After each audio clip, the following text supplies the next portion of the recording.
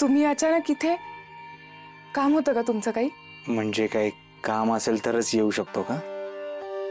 तुम्ही खरं तर कधीही येऊ शकता, पण उगाच तुमच्या बायकोला आवडलं नाही तर?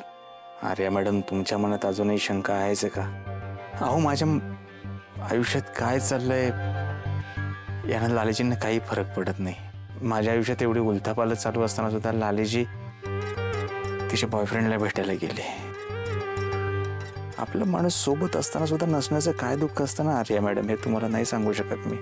जगाला असं वाटतं की हा किती सुखी माणूस आहे, बघणाऱ्याला असं वाटतं की हा किती आनंदी आहे, ह्याच्या बायकोचं ह्याच्यावर किती प्रेम आहे, असं जगाला वाटतं. तुम्हालाही असंच वाटतं की? आर्या मॅडम, माझ्या मनातलं दुःख मलाच माहिती आहे. माणूस सुखत असताना कसं असतं ना, आनंदी असताना आनंद वाटू शकतो, सुख वाटू शकतो, पण दुःखाचं तसं नाही ना. दुःख एकट्यालाच भोगावं लागतं, एकट्याला सहन करावं लागतं, जसं मी करतो. आर्या मॅडम, माझ्या आयुष्यात असं स्वतःचं हक्कच असं कोणीच नाहीये ज्याच्या खांद्यावर डोकं ठेवून मी शांतपणे रडू शकतो, बोलू शकतो, मनातलं सगळं ओकू शकतो. असं कोणीच नाही हो. गोपाळजी, गोपाळजी, तुम्ही सावरा स्वतःला.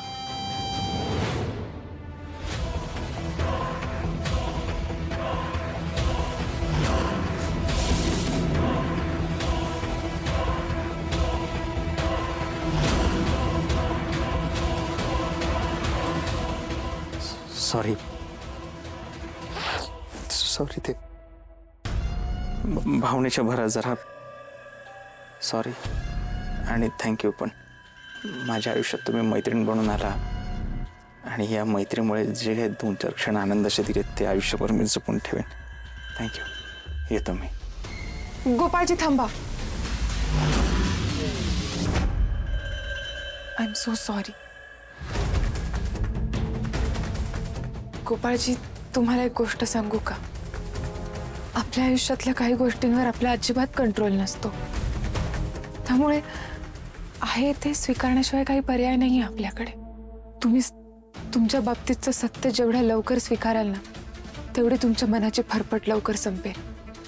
सत्य आणि अपेक्षा यामधला फरक तुम्हाला जेव्हा कळेल ना, तुमच्या मनाची घुसमट थांबेल गोपाळजी. आर्याजी, तुम्ही म्हणताय ते सगळं पटतंय, मला कळतंय सुद्धा. बरं, त्या लालीजींच्या बाबतीतलं सगळं सत्य स्वीकारलंय मी, पण काय करू, मलाही वाईट वाटतं. माणूस आहे ना मी. समजू शकते गोपाळ. नाही मॅडम, तुम्ही नाही समजू शकत. तुमच्या आधाराच्या शब्दांनी खरं तर बरं वाटतं मला.